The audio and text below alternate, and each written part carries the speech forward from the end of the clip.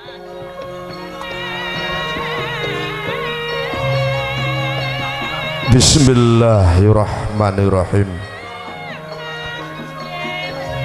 Kandhane nambaran panguwas dalem Allah Subhanahu wa taala. Nun itipalillah nyun iti pangastuti pangastawa dumateng sagunging para rawuh sadaya. Baraya Agung Bapa Marli miwah Baraya Agung Bapa Lulu Widikdya kepareng hamurwakani tata adicara ngunduh pinanganten pun Bagus Teguh Mugianto miwah Kusuma Dewi Ana Mariatul Fauziah.